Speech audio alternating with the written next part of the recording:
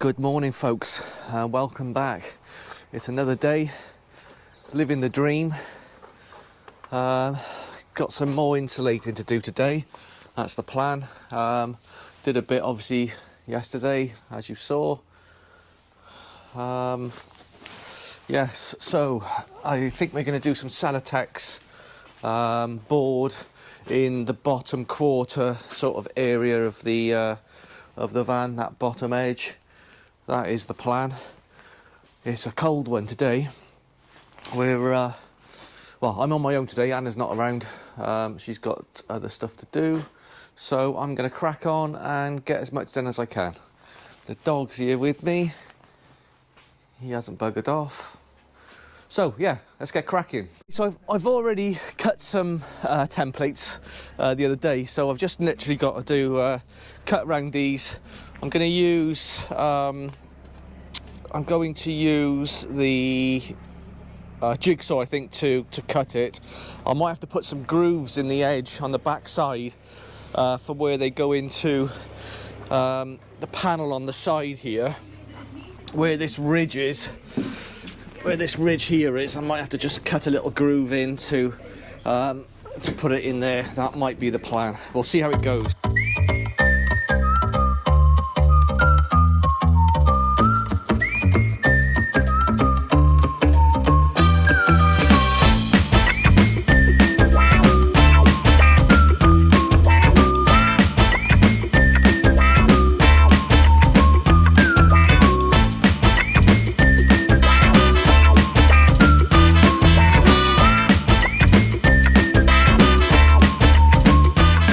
So I've done one sheet of the Celotex 50mm. I'm going to go start the next sheet now. I've done the sides. They need to be glued in place and lifted up here and there. And then I'm going to trim around the edge then with the plastic bottle insulation. That's the plan. Are you impressed? I'll take that as a no. Yeah, so I've got that one there, piece of wood holding that piece up because it was dropping out. So I've put some heat resistant spray glue behind that one just to keep it in place. But we're getting there. I'm not sure if I'm gonna, I think I'll make it with 2 boards. I think the second board will be enough. Yeah, so right, crack on. Well, I've made a little bit more progress. What have we done? So all the Celotex is in. And I've just started on the first part of the vapor barrier going in. Yeah, so it's, you know, we're slowly getting there. It's difficult to, you know, you can't film this as it's happening. It's boring as hell and it takes a bit of time. So what I'll probably do is I'll put a time lapse on now for the rest of the bits that I'm going to do. Yeah, getting there slowly. You know, like I say, it takes a bit of time. Somebody down here is bored out of his brains.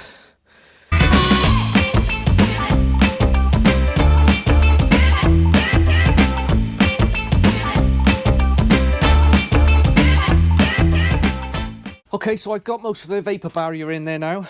I can't do this bottom section down here at the minute until I've done that little bit of welding in the corner, so that's going to have to wait for a minute. I think what I'm going to do next is just to see how it all lines up is on this back panel here I'm putting some strips of ply down, and that's what the tongue and groove or the backing, whatever I'm going to do, is going to fit to it. So I might cut some strips of that down there now and just see how it sort of fits. That's the plan. Yeah, so I've got the board all set up out here ready to go. So yeah, we'll cut that up now and make some strips about 6 foot high, I think it is. Yeah, and see just how it fits together.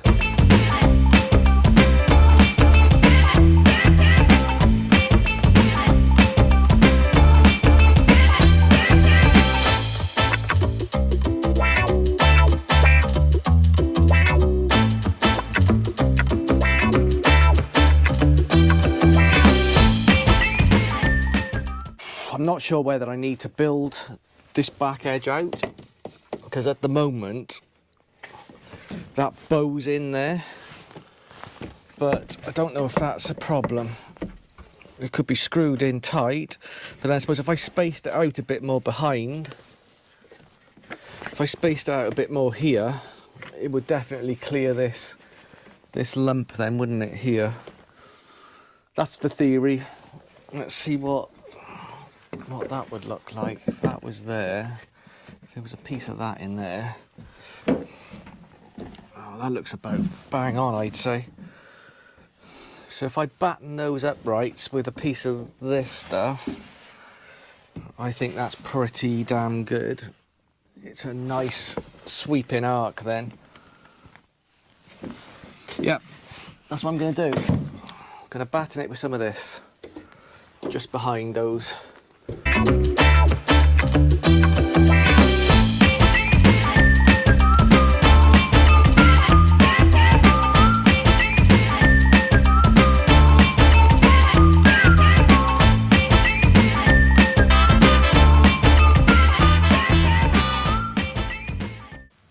Here he is, junkyard dog. We'll go soon, mate.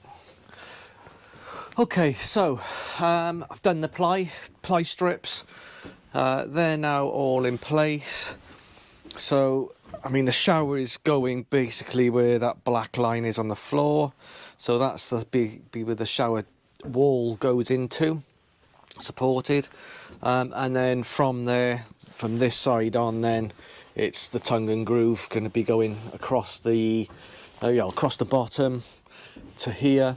Obviously we're having full length cabinets across the top here, so I don't need to clad that. Oh, am I going to clad that? I might clad that anyway, or I'll ply line it. Probably will be the better way of doing it rather than wasting tongue and groove on that.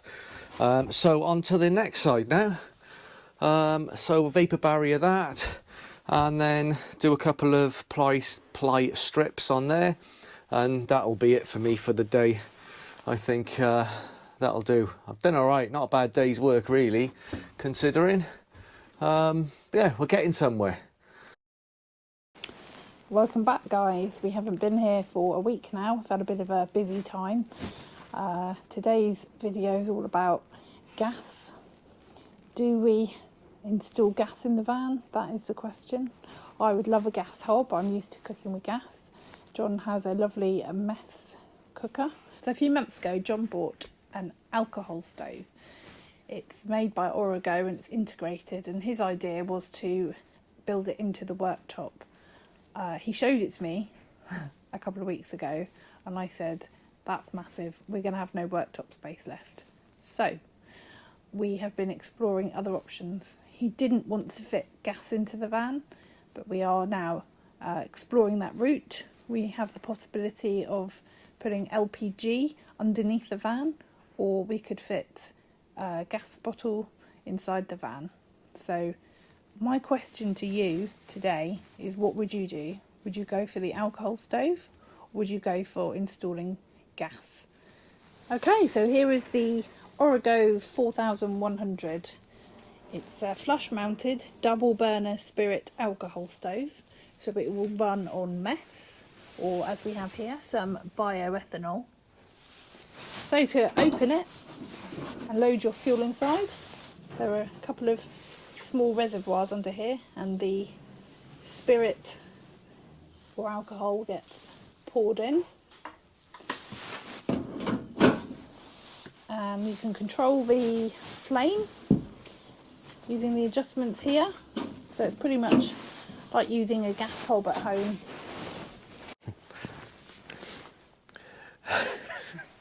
Gotta press record when you use these cameras.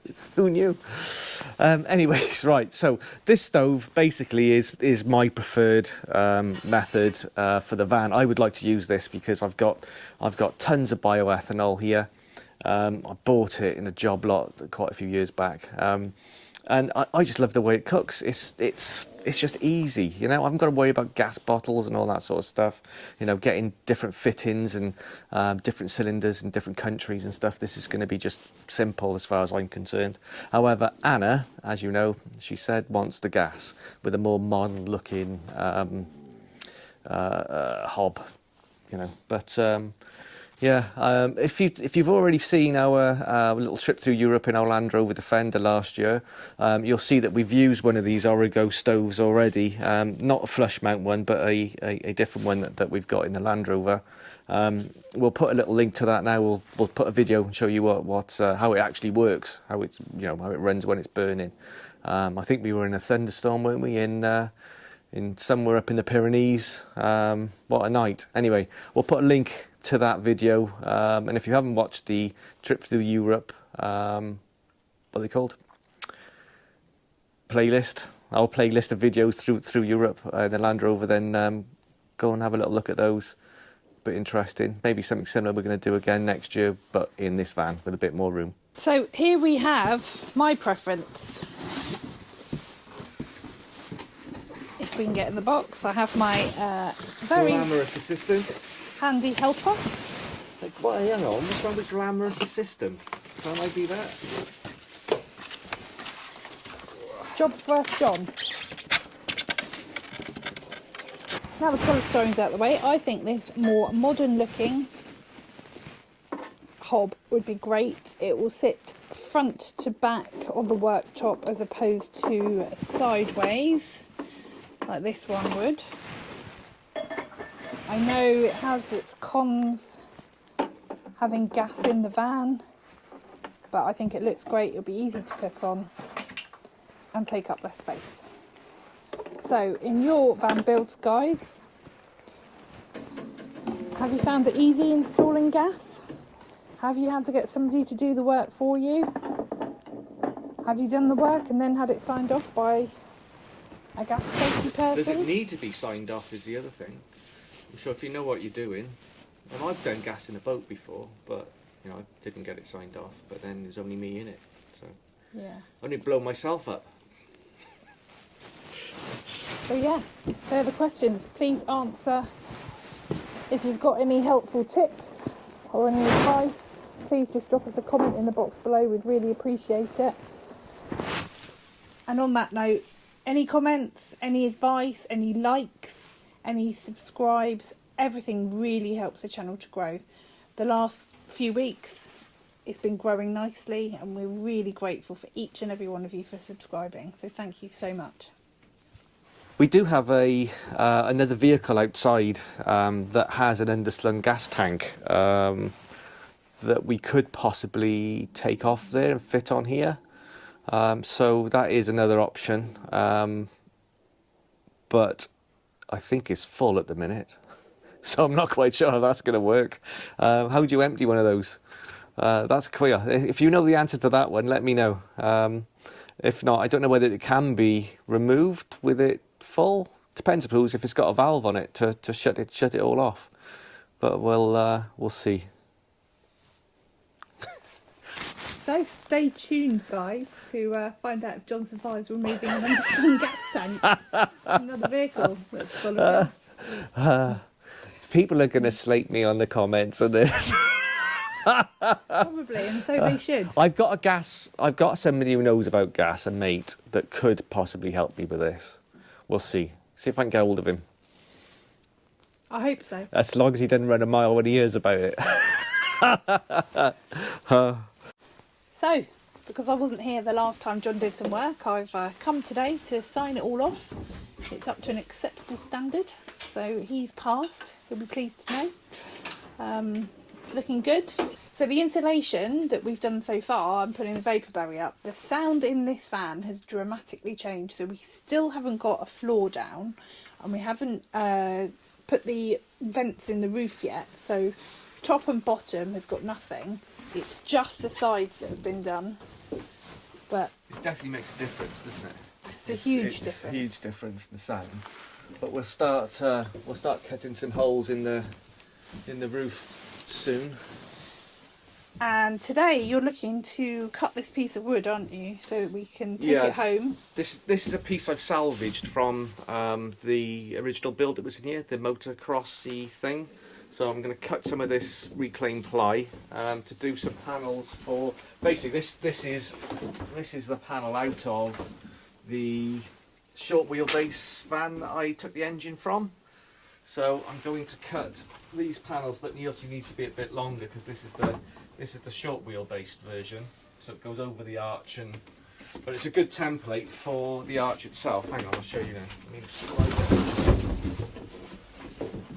Yeah, so it's a good template for over the top of the arch as such. We're going to have the electric situated down here. I don't know if it's this side or that side at the moment. I think probably that side, because we'll have the inlet socket, 230 inlet socket that side, and the wiring's going to run under the floor to the main battery and solar and everything. So yeah, I think that side for that. This side maybe for the diesel heater and water tanks. But